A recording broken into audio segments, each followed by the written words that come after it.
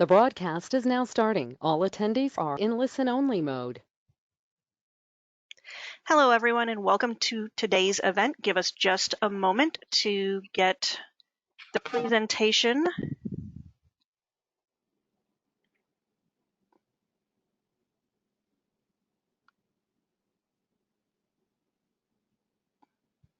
There we go. All right, everyone, I'd like to thank you for joining us today and welcome you to today's call. I would like to introduce Greg Core, the Division Director of Monitoring and State Improvement Planning with the Office of Special Education Programs, Office of Special Education and Rehabilitative Services at the U.S. Department of Education. Greg? Thank you, Jennifer. Good afternoon, everyone. Appreciate you joining us today. I believe we have a record number of folks who have registered for this call. I believe it was somewhere in the 450 neighborhood, something like that. I imagine that most of you are not calling in from your offices, that you're probably quarantining and calling in from home, which may account to some extent for the large volume of people who registered because you're not able to share lines. But wherever you are and wherever you're listening from, we want to welcome you to today's call. We've got basically three parts to the call. After I finish with the introductions here, our OSEP director, Lori Vanderplu, is going to talk briefly about some of the work that we're doing here at OSEP and the Department of Education to respond to inquiries that are coming in from the field regarding, how to carry on operations in this very unusual circumstance we have with the COVID-19 virus and all the school closures, local intervention agency provider closures, and other kind of unforeseen events that are surrounding us as we try to kind of keep things going. When Lori finishes, I'm going to provide some updates about data submission, and then I will be turning the call over to Jennifer Barrett-Zitkus from our data implementation team, who is going to be providing some clarification tips for you. That's clarification on the SPP APR. Those clarification periods will be coming up shortly. Because of the large volume of folks registered for the call, we will not be responding to questions during the call, but we invite you to submit your questions in the chat. You should be able to see the chat there on your screen. Submit the questions at the end of the call. We will be accessing all the questions, combining them into a document, and then we will develop a frequently asked questions document that will be posted on the Grad 360 website, along with the PowerPoint for the call. So with that, I'm going to turn the call over to Lori Vanderplu. Lori? Yes, thank you, Greg. Good afternoon, everyone. First of all, I just want to thank you for your patience, your understanding, the input you've provided, and your continued commitment, certainly during these challenging times. As Greg said, I just wanted to give you a little bit of an update in relationship to what OSEP is doing around the whole COVID-19 issue. So we have received to date about 250 questions or inquiries that have come in through the COVID-19 edit.gov site. We are in the process of kind of categorizing them and then looking at what would be the level of response that we would be able to send back out to the field. We have developed what we call a rapid response team. It's probably not quite as rapid as you guys would like it to be, but we're working very hard here behind the scenes to try and get some information out. And the participants on that is we've got representatives from RSA as well as OSEP. So MSIP is represented, the RTP division is certainly represented. We have our attorneys, both Part C and Part B from the Office of General Counsel that are on it. We've got some folks from other offices that are also participating, and then Mark and I. And we started off with daily calls, really looking at how we were pulling the work together. but now we have real work to do. So OSEP's response to this is we've kind of taken the inquiries and put them into some buckets, and then based on those buckets, the team is working really, really hard with developing what we call topic briefs to be able to answer some of the questions that have been coming in. And we have completed 3 of those, and they're going through the clearance process right now. There's many more that are in the docket we hope to get out soon. So by early next week, you'll see the first round of dissemination of some of the resources, answering some of the questions that have come through the process. So working really hard on that. Many of you have also heard that we have increased the activation of 2 of our OSEP-funded TA centers, the Early Childhood Technical Assistance Center, ECTA for the birth to 5, and then really looking at the National Center for Systemic Improvement, working at more of the school-aged. And they are really our point of contact for all of the resources that we have pulled together to support the SEAs and the LEAs and the families as they are working through the process of figuring out how to provide services during this challenging time. Many of them are around some of the distance learning.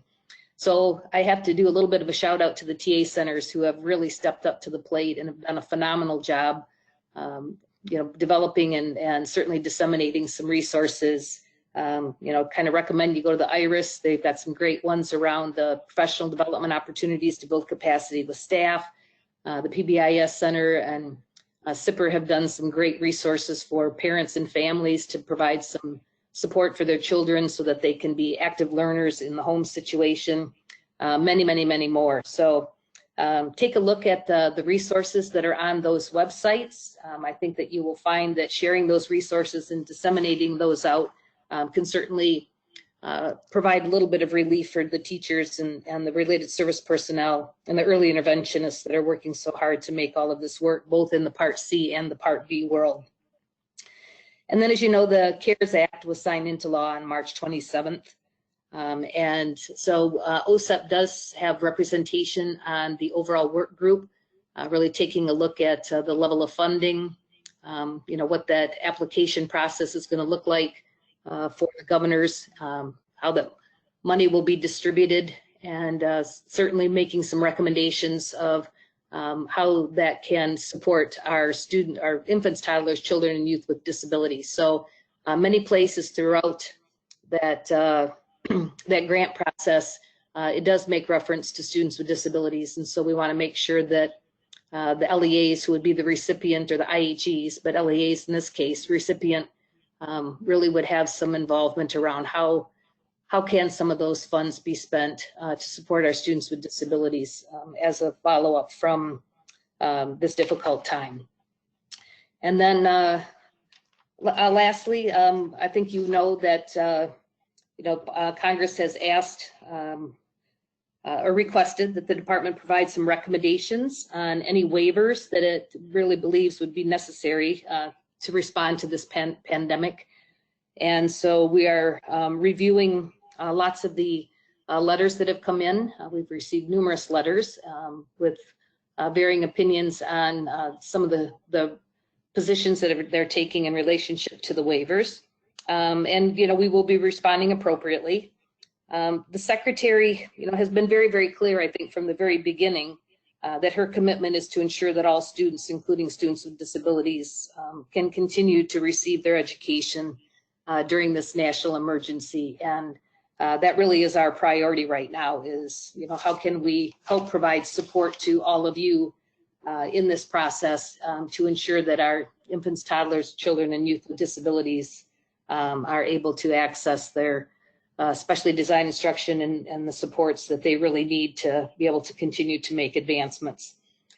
So I just, again, want to thank you for the commitment that you're making to help our families in particular, our parents having an understanding of the responsibilities that they're taking on, as well as helping to meet the diverse needs of our infants, toddlers, children, and youth across the nation at this particular time. So questions that you guys have, continue to send them into the COVID-19 at ed.gov, or, our staff have been recipients of some and have moved that information on. And we're trying to be very responsive in getting some of your questions answered and that information back to the field to help support the work that you're doing. So on behalf of, Mark and our acting assistant secretary, as well as the great OSEP staff, again, thank you for what you're doing, and keep up the good work. Greg, I'll turn it back over to you. Okay, thank you, Laurie. And I just urge people to go to the department's main website. You'll see a link there for COVID-19, and then if you click on that link, there are a lot of resources posted, the ones that Laurie mentioned specifically, but there are others as well that are kind of more cross-cutting that may be helpful and it's of interest to you. And the department is continuing to add to that as more and more questions and answers and support documents are generated.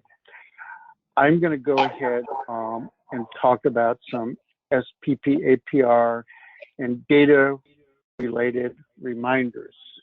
So first of all, for due dates of specific data files, dates should refer to the EdFax Data Submission Organizer or the EMAPS event calendar at the links that are listed below there that you should see on the screen. Any changes to the due dates or to the requirements will be reflected on those sites that are sent out through the Partner Support Center broadcast and published in the Partner Support Center support updates at the link below. Again, you can see that on your screen. If you have specific questions about your Section 618 EdFax EMAP submissions, you should direct those to the Partner Support Center, and we have an email address where you can submit your questions, or if you want to actually talk to a person, you've got a telephone number you can access there. Moving down to the next bullet then, the department still plans to issue its 2020 IDEA Section 616 determinations based on the FFY18 SPP APR and other information prior to July 1st. So we are on track to get those determinations out as we typically do near the midpoint or third week in June. So that's our plan at this point. Our data implementation team and all of the folks in OSEP have been working very hard towards that end. That being said, we have not changed our target dates for the SPP APR clarification period. And when I'm finished here, Jennifer Barrett-Zitkus, representing the data implementation team, will provide additional information, including the submission dates for your clarified data later on in this presentation. Next slide, please.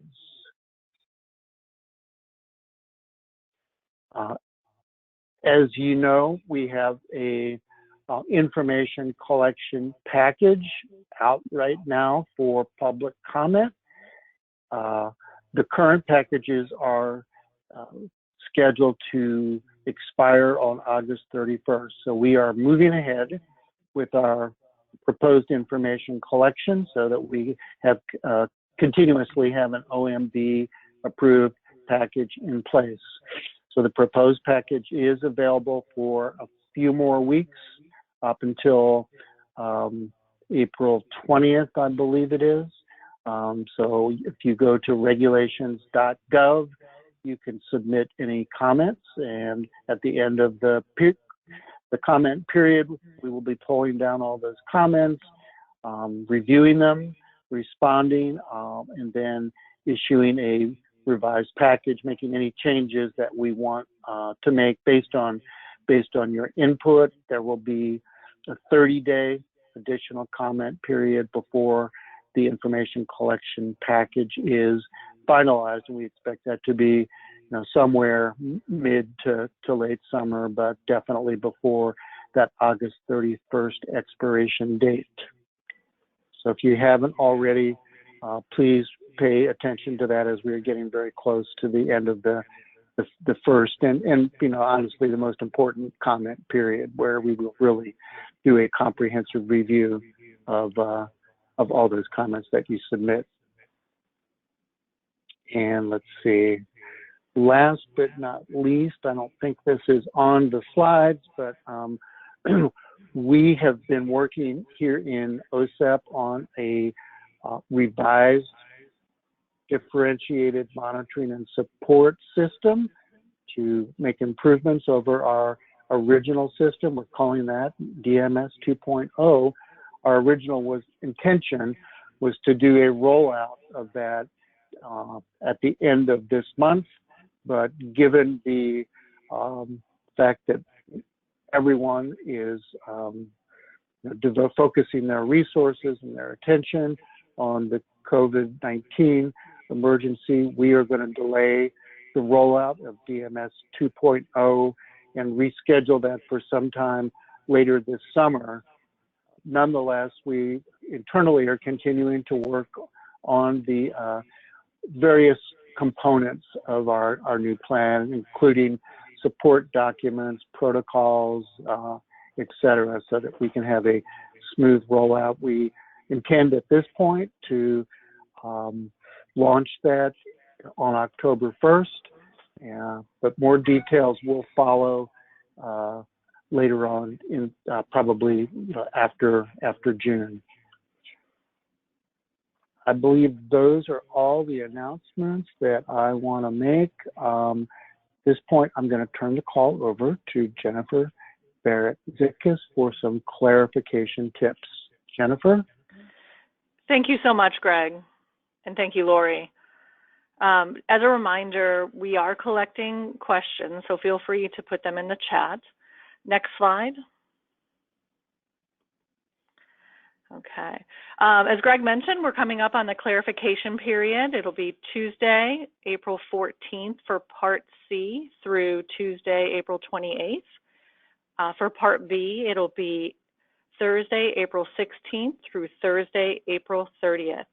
You will be receiving an email notification stating that clarification has started. Now remember that this will come from a different email. It'll come from PSC or Partner Support Center.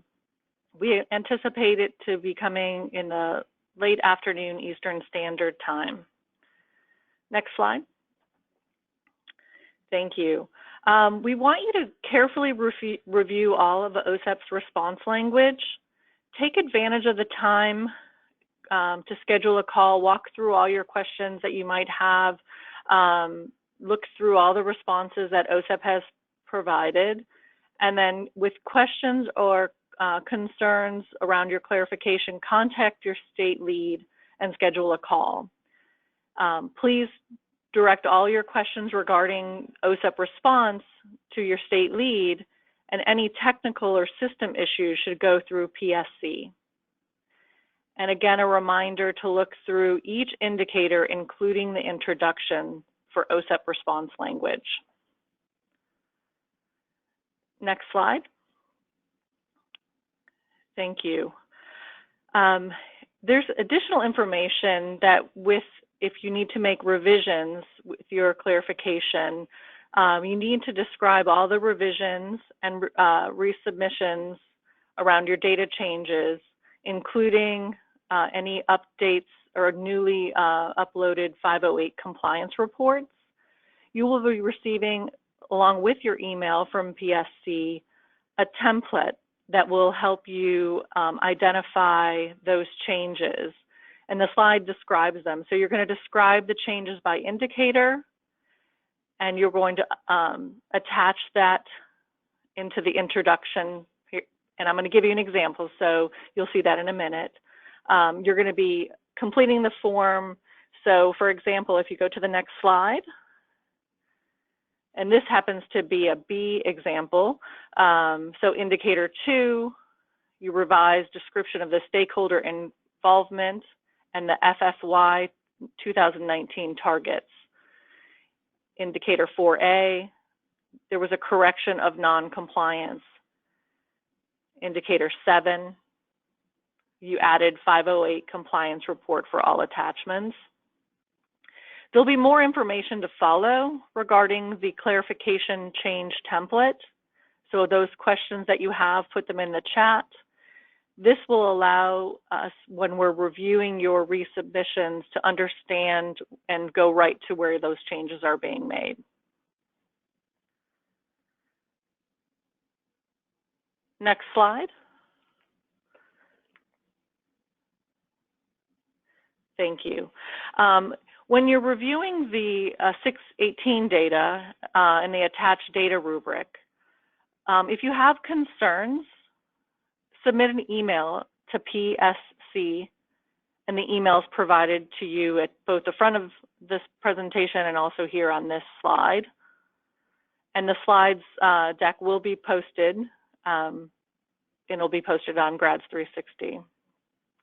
Make sure in that email that you're outlining your reasons for why the scores should be different. Please remember to review the data quality report to make sure there are no issues or concerns flagged that would impact the rubric scoring. And just a reminder, the scoring is based on the state's initial submission of 618 data, and the accuracy and completeness of the scores are not impacted by subsequent submissions. Next slide. This is just a little more information about dispute resolution data. Please ensure the data is updated and in the APR reporting tool, and then also resubmitted to EMATS during the May reopen period. The data in the SPP APR should match the final EMATS data attachment when applicable. Next slide. The OSEP, this C11 and B17. Approvability issues for both B17 and C11 will be addressed during clarification. It'll be in the OSEP response under the introduction. And just as if with all the other indicators, if you're making any changes, you need to indicate those changes in the clarification change template. So if the state has response language included that indicates there's something missing from either indicator B17 for Part B or C11 in the OSEP submission, the state must address the issue and upload the revised OSEP report. Please note that PSC will be providing additional instructions to support your effort in the states that are affected early next week. You should receive that. Next slide.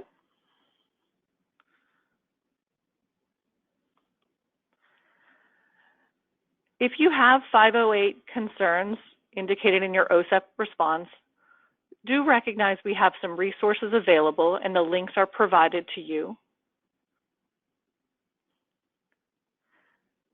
Next slide.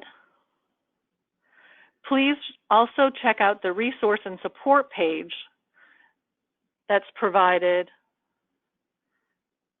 to contact, email, phone numbers, FAQs.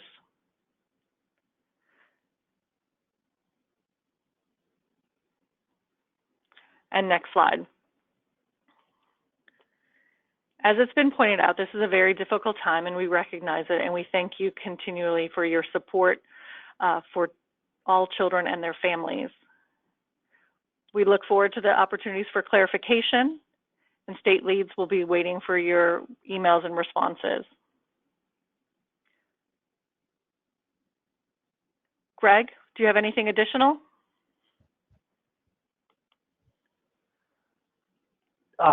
Thanks, Jennifer. Appreciate you providing that information. I think that concludes the content that we wanted to share today. I just want to reiterate that we are collecting any questions that you have, and you should have entered those into the chat. I think there's still an opportunity to do that if you haven't yet already.